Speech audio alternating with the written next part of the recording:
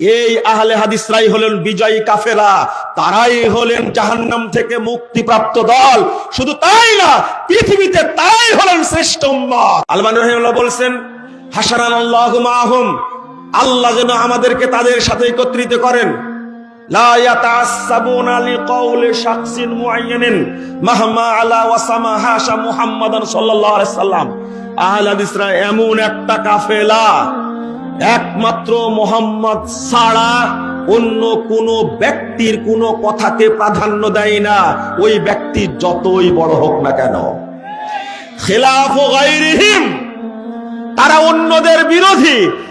ইয়াতাআসসাবুনা লিআকওয়ালি আইম্মাতিহিম, অন্য যত দল দেখবা সমস্ত দল তাদের ইমামদের বক্তব্যের তাকলিদ করে। ওয়া আসহাবুল হাদিস ইয়াতাআসসাবুনা লিআকওয়ালি নাবিয়িহিম, আর পৃথিবীর আহলে হাদিসরা কেবল তাদের নবীর বক্তব্যকে আঁকড়ে ধরে। এরপরে বলেছেন, ফালা আযাবা বাদা হাযাল বায়ান, বিশ্ববাসী শুনে রাখো, আমি যে বক্তব্য পেশ করলাম এখানে বিস্মিত হওয়ার কিছু নেই, এখানে আশ্চর্য হওয়ার কিছু নেই। فإن أهل الحديث هم الطائفة الظاهرة والفرقة النادية بل الأمة الوسط الشهداء على الخلق। বলেন আল্লাহু আকবার, আলহামদুলিল্লাহ।